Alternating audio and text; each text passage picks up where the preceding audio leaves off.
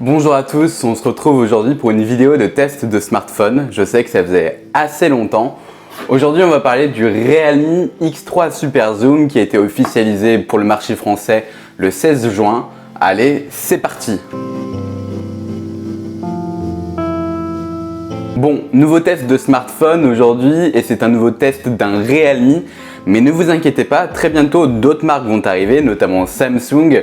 Cette vidéo est par exemple filmée avec le Galaxy S20 Ultra 5G ou bien j'ai encore en ce moment en test le Galaxy A71. Donc si vous ne voulez pas louper ces prochains tests, je vous invite à vous abonner juste ici et à activer la cloche des notifications. Bon, alors ça fait quelques temps que j'ai ce Realme X3 Super Zoom en test. Je m'en suis servi comme smartphone principal pendant plusieurs semaines. Je voulais voir s'il y avait une vraie valeur ajoutée apportée cette fois par Realme sur un smartphone qui est très orienté du côté de la photographie notamment, donc je voulais voir si les promesses étaient tenues dans ce que je peux prendre au quotidien finalement. Je vais pas vous arroser de plein de chiffres par rapport à la fiche technique. Si vous souhaitez aller voir une fiche technique complète, je vous mets le lien dans la description de la fiche produit sur Droidsoft. D'ailleurs, c'est grâce à Droidsoft que j'ai ce produit en test parce que je fais partie de leur rédaction, alors merci beaucoup. Bref, parlons dès à présent de ce Realme X3 Super Zoom. Ce que je peux vous dire déjà, c'est que c'est une évolution du Realme X2 Pro sorti l'an passé. On retrouve beaucoup de choses similaires dessus, avec notamment le même processeur. Puisqu'ici, on a un Snapdragon 855 Plus accompagné de 12 Go de RAM pour 499 €. Je vous annonce le prix directement. C'est-à-dire le même prix que le Realme X2 Pro vendu avec la même configuration l'an passé. Finalement, ce parallèle avec le Realme X2 Pro, il est assez important. D'ailleurs, si vous ne savez pas quel est ce smartphone, je vous invite à aller voir mon test que j'avais fait il y a quelques mois de ça maintenant, qui est disponible dans la fiche juste ici. En termes de design, ce Realme, il ressemble beaucoup à du Realme en fait. On retrouve le module photo en haut à gauche qui est en position latérale. On a le bouton de déverrouillage qui est sur le côté ici, qui abrite d'ailleurs le capteur d'empreinte digitale. De l'autre côté, on a les boutons de volume, on a une prise USB-C. À noter que par rapport au X2 Pro, il n'y a pas ici de prise jack. Et on a un produit qui est assez qualitatif en main, assez lourd mais assez qualitatif. Le vert présent au dos dans la texture me rappelle un peu celui du Realme X50 Pro 5G. Ce n'est pas exactement le même, mais c'est plutôt sympa. D'ailleurs, en parlant de coloris, on a du blanc arctique et du bleu glacier. Bref, je vous ai fait une petite présentation d'ensemble. On va désormais passer aux points qui, moi, m'ont plu sur ce smartphone. La première chose, ce qui m'a plu vraiment, c'est la puissance. On a une vraie puissance au quotidien grâce à un couple qui marche parfaitement bien, c'est-à-dire un Snapdragon 855 Plus, 12 Go de mémoire vive en LPPDR4X, donc c'est pas de la génération 5, mais c'est quand même largement suffisant. Si c'est pour jouer, si c'est pour utiliser votre smartphone au quotidien, ça sera suffisamment bon, il n'y a aucun souci là-dessus. Le deuxième point positif pour moi, c'est Realme UI 1.0. Alors, je vous en parle dans ma vidéo de test du Realme X50 Pro 5G qui sera disponible directement dans la description de manière assez exhaustive. On a également une très bonne connectivité. Alors ici, on a que de la 4G, Snapdragon 855 Plus oblige, mais là-dessus il n'y a rien à dire. Bon voilà, j'ai fait le tour des choses qui me plaisaient, à part la photo, où la photo on en parlera juste à la fin parce que c'est un peu particulier, il y a des choses bonnes et d'autres choses beaucoup moins bonnes. Mais dans les choses qui m'ont pas plu, finalement il y a quelque chose qui est assez important selon moi, c'est l'écran. Alors pourtant c'est quelque chose qui est mis en avant par la marque. On a un écran avec un taux de rafraîchissement de 120 Hz. Comprenez en gros que vous avez un écran qui est rafraîchi avec 120 images par seconde contre 60 images par seconde. Pour faire très simple, les puristes, ne m'engueulez pas s'il vous plaît dans les commentaires. Donc ça, sur le papier, c'est un bon point. Le souci, c'est que la dalle qui est utilisée par Realme ici est une dalle LCD. Alors en soi, ça pourrait être un bon LCD.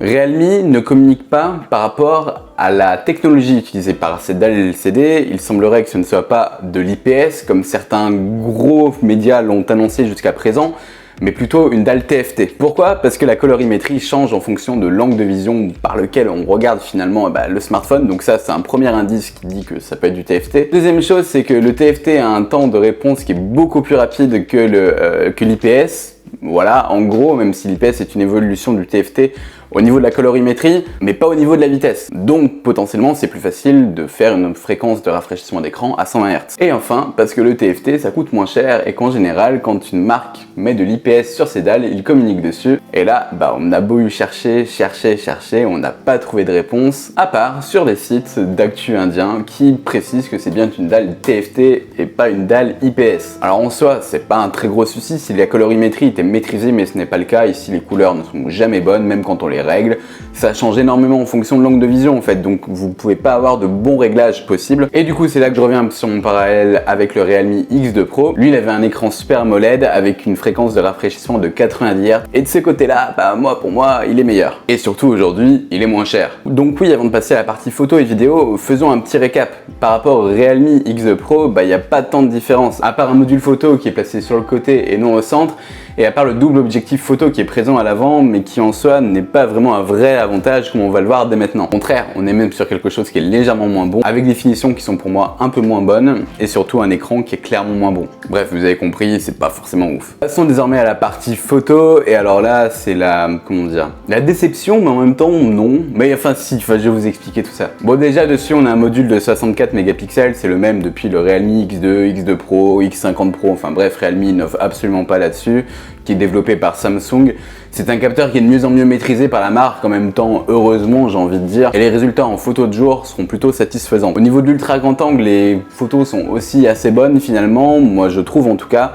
C'est mieux que sur l'UX50 Pro 5G, très clairement, et pourtant on a un capteur qui semble être le même, ou en tout cas qui est très proche en termes de caractéristiques. Mais d'un autre côté, moi je trouve que c'est moins bien traité que sur le Realme X2 Pro. Allez comprendre pourquoi. Donc là encore, je vous laisse quelques photos à l'image, mais moi je trouve que l'ultra grand angle est plutôt bien maîtrisé. Je passe assez vite sur le capteur principal et l'ultra grand angle parce que finalement c'est pas vraiment là que se pose pour moi le problème. Le problème c'est que Realme va nous vendre un truc de fou en nous expliquant que c'est génial, qu'on a un zoom périscopique, un peu comme ce qu'a fait Oppo finalement, et on s'est dit tiens, Oppo, Realme, même maison mère, est-ce que ça va être la même chose? On nous annonce par exemple un zoom périscopique x5, hybride x10, pouvant aller jusqu'à x60. J'ai envie de dire, avant de proposer du x60, la moindre des choses, ça serait déjà de maîtriser le x5, qui n'est pas le cas du tout. Bon, évidemment, en photo de nuit, vous oubliez, et en même temps c'est normal, c'est pas un capteur qui est fait pour ça. Cependant, même de jour, ça va pas.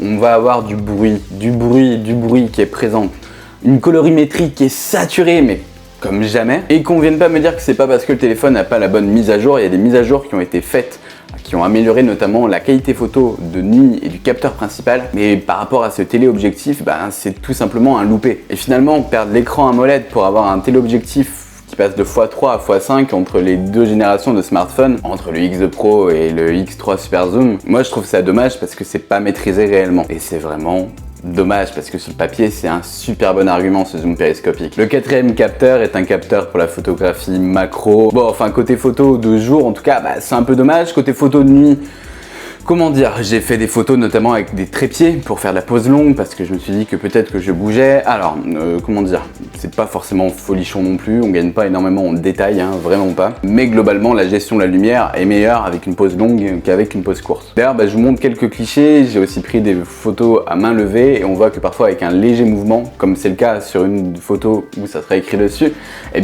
on a une perte de qualité, de flou qui apparaît alors que franchement, il n'y a pas eu grand chose. Et puis parfois aussi, j'ai posé l'appareil photo sur trépied, totalement parti en wide au niveau du traitement. Enfin bon, bref. La photo de nuit, il y a du bon et du moins bon. C'est assez frustrant finalement parce que c'est assez aléatoire. Mais il y a un truc qui est apparu sur ce Realme X3 Super Zoom. Et alors là, pour le coup, félicitations Realme, vraiment. C'est la photo des étoiles.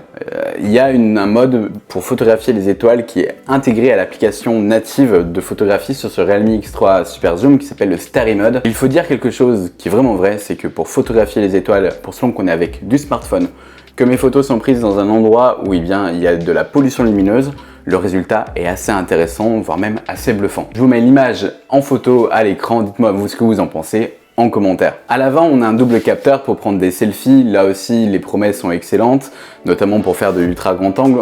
Certains vidéastes vont vous vendre le fait que c'est génial.